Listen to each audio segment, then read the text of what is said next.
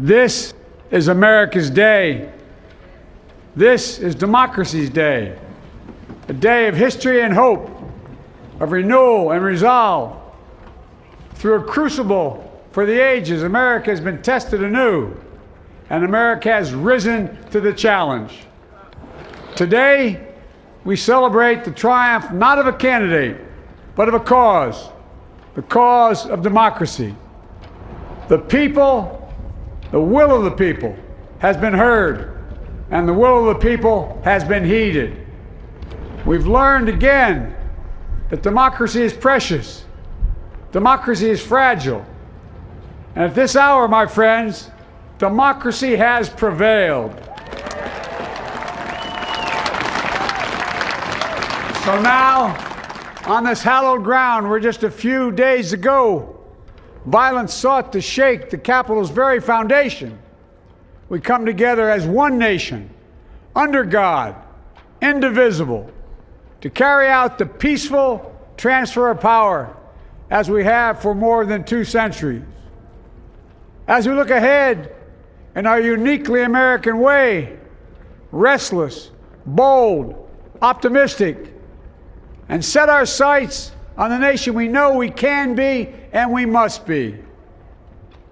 I thank my predecessors of both parties for their presence here today. I thank them from the bottom of my heart. And I know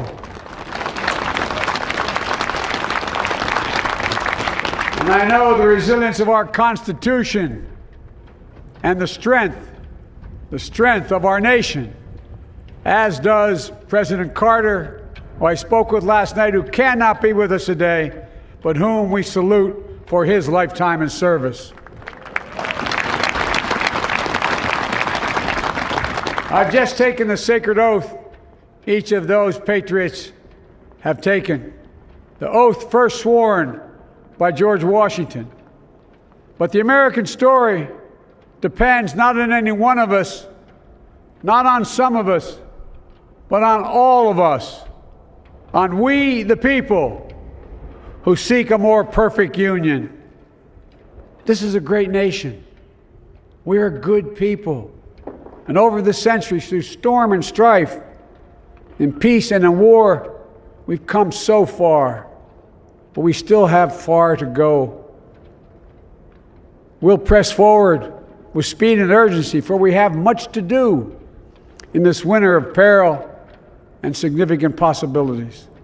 Much to repair, much to restore, much to heal, much to build, and much to gain. Few people in our nation's history have been more challenged or found a time more challenging or difficult than the time we're in now. Once-in-a-century virus that silently stalks the country. It's taken as many lives in 1 year as America lost in all of World War II. Millions of jobs have been lost. Hundreds of thousands of businesses closed. A cry for racial justice, some 400 years in the making, moves us. The dream of justice for all will be deferred no longer. A cry for survival comes from the planet itself, a cry that can't be any more desperate or any more clear. And now, a rise of political extremism, white supremacy, domestic terrorism, that we must confront and we will defeat. To overcome these challenges, to restore the soul and secure the future of America, requires so much more than words. It requires the most elusive of all things in a democracy: unity. Unity. In another January, on New Year's Day in 1863, Abraham Lincoln signed the Emancipation Proclamation. When he put pen to paper, the president said, and I quote, "If my name ever goes down into history, it'll be for this act, and my whole soul is in it." My whole soul is in it. Today, on this January day, my whole soul is in this. bringing America together, uniting our people, uniting our nation. And I ask every American to join me in this cause.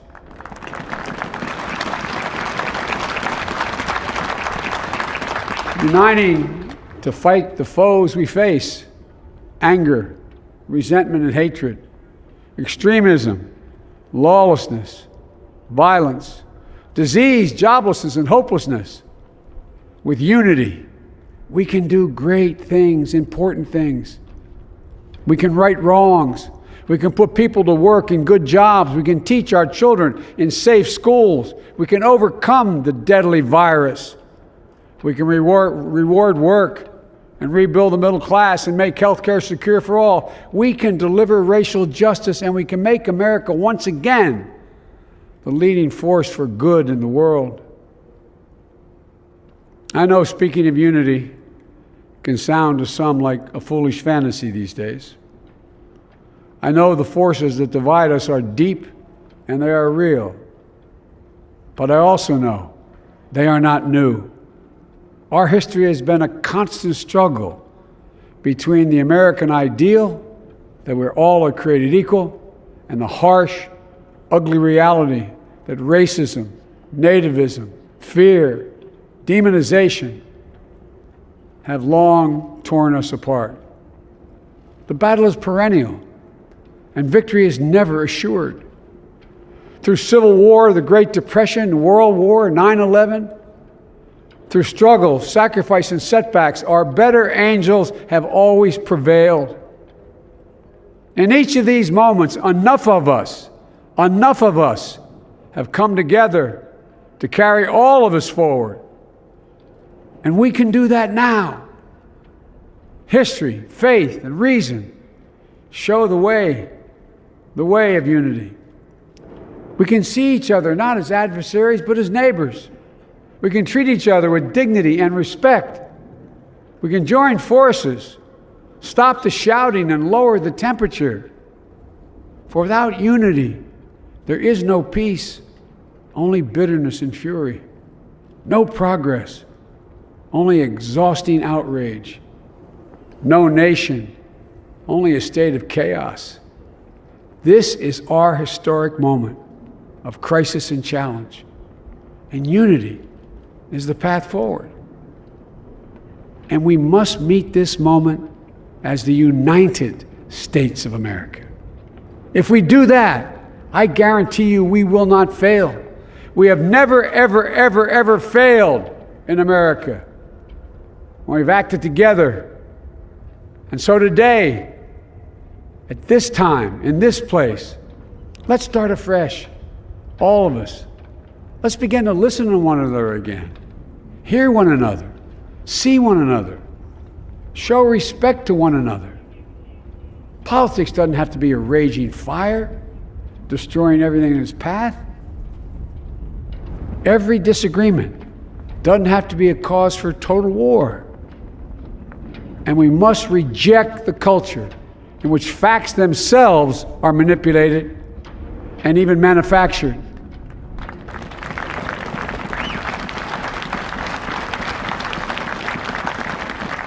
My fellow Americans, we have to be different than this. America has to be better than this. And I believe America is so much better than this. Just look around. Here we stand in the shadow of the Capitol Dome, as was mentioned earlier, completed amid the Civil War, when the Union itself was literally hanging in the balance. Yet we endured. We prevailed. Here we stand, looking out on the great mall where Dr. King spoke of his dream. Here we stand where 108 years ago, at another inaugural, thousands of protesters tried to block brave women marching for the right to vote. And today, we mark the swearing in of the first woman in American history elected to national office, Vice President Kamala Harris. Don't tell me things can't change. Here we stand, across the Potomac from Arlington Cemetery, where heroes who gave the last full measure of devotion rest in eternal peace. And here we stand, just days